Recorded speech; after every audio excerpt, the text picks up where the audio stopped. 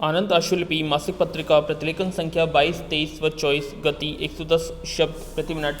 Be ready, 3, 2, 1 start. उपाध्यक्ष महोदय, रोग की चिकित्सा से भी अधिक महत्व जिस बात को दिया जाना आवश्यक है वह यह है कि हम ऐसी परिस्थितियां पैदा करें जिनमें कि रोग जन्म न ले। और मुझे यह कहते हुए खेद होता है कि हमारा स्वास्थ्य मंत्रालय इस पहलू की ओर ध्यान देने में पूर्णतया असफल रहा है। बीमारी फैलने और उसका निराकरण किया जाए यह तो आवश्यक है ही, मगर उसमें भी महत्व की बात यह है कि बीमारियों के फैलने न दिया जाए। और इस दृष्टि से अभी तक स्वास्थ्य की समस्या पर विचार नहीं हुआ। हम डॉक्टरों की संख्या गिनते हैं जो कि देश की आबादी की तुलना में अभी पूरी नहीं है और कभी पूरी हो सकेगी। निकट भविष्य में ऐसी संभावना दिखाई नहीं देती। चिकित्सा की सुविधा भी अपर्याप्त है। गांवों में डॉक्टर नहीं हैं, जो डॉक्टर हैं भी वे जाना नहीं चाहते।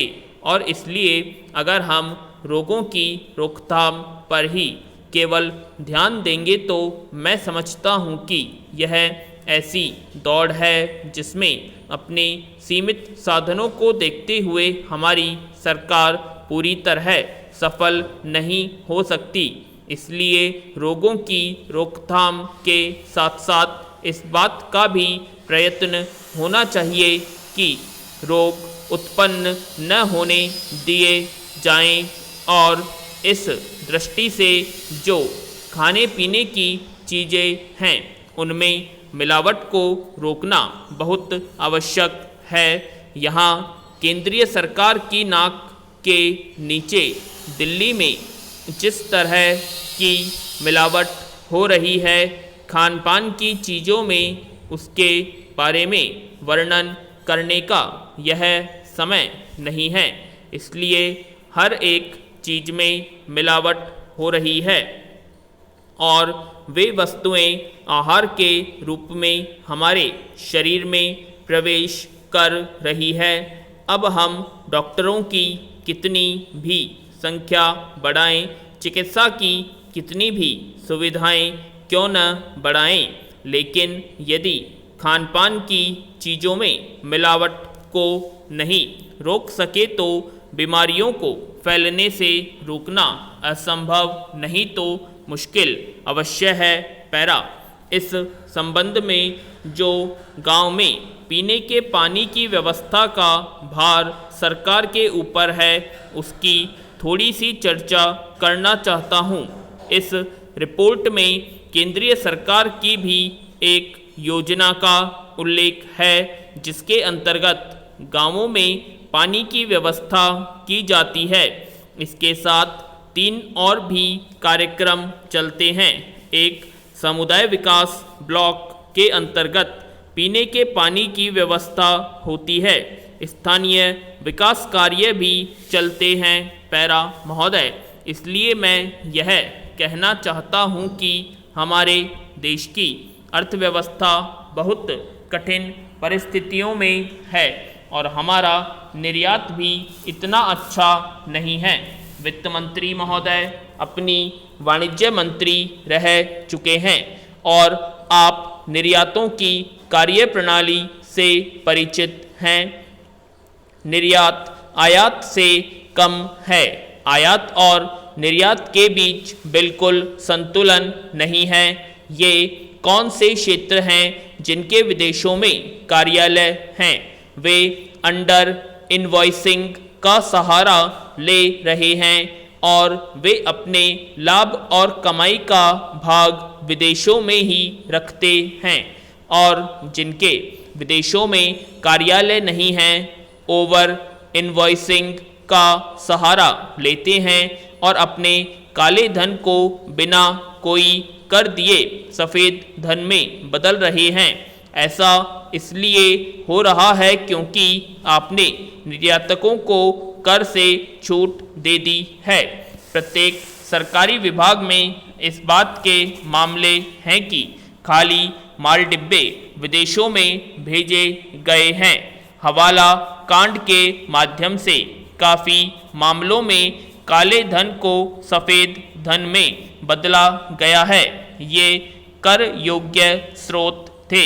इन स्रोतों से आपको आयकर और निगमित कर की वसूली हुई होती, लेकिन ये चीज़ें पहले की तरह लगातार जारी हैं। यदि आप विचार और हिसाब लगा सकते हैं तो कृपया इस बात का हिसाब लगाएं कि विभिन्न मंत्रालयों, निर्यात घरानों और अन्य संस्थानों के इस तरह के स्विच प्रबंधन के कारण राजकोष को कितना नुकसान हुआ है। यदि आप इसका पता लगा सकते हैं और उन्हें पुनः प्राप्त कर सकते हैं और इसे बंद करा सकते हैं तो मुझे विश्वास है कि आपको संसद सदस्यों को उनके अधिक धनराशि मांगने पर देने में कोई कठिनाई नहीं होगी। पैरा महोदय, न्यूनतम वैकल्पिक कर के प्रश्न पर मुझे आश्चर्य होता है और सच पूछें तो मैं वित्त मंत्री के इस तर्क से सहमत नहीं हूँ कि यदि कंपनियां अपनी लेखा बहियों में अधिक मूल्य राशि का प्रावधान करती हैं तो उन्हें कम भुगतान करना होगा। क्या हम चाहते हैं कि और अधिक मूल्यह्रास होना चाहिए? मैं वित्त मंत्री महोदय के तर्क को समझता हूँ, लेकिन मैं यह कहना चाहता हूँ कि हमें इस देश में बचत और निवेश की भावना जागृत करनी होगी। हमारे स्टॉक बाजार में मंदी क्यों है? एक कम आय वाला आदमी इस आशा से निवेश करता है कि उसे नियमित आय प्राप्त होगी। पैरा महोदय, आप घरेलू बचत की भावना नहीं डालते हैं तो कदाचित उद्योगों का विकास बाधित और असफल भी हो सकता है। मैं वित्त मंत्री के तर्क को स्वीकार करता हूं कि अन्य क्षेत्रों में रोजगार के अवसर सृजित होंगे और अधिक उद्योगों की स्थापना होगी, लेकिन लोग विदेश से इस देश में निवेश करने के लिए क्यों आ रहे हैं? यदि विदेश से लोग इस देश में आकर निवेश करने के इच्छुक हैं तो क्या हमारे पास इस तरह का वातावरण नहीं है कि जहां हमारे लोगों को इस देश में निवेश करने की प्रेरणा मिल सके? यदि ऐसा है तो और यदि वे कुछ कंपनियों में निवेश करते हैं तो उन्हें इससे कुछ लाभ भी होना चाहिए।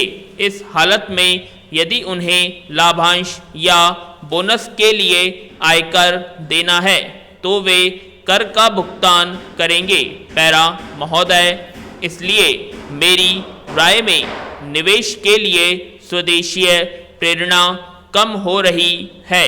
यही कारण है कि घरेलू कंपनियां नुकसान उठा रही हैं और उन्हें नुकसान होता ही रहेगा।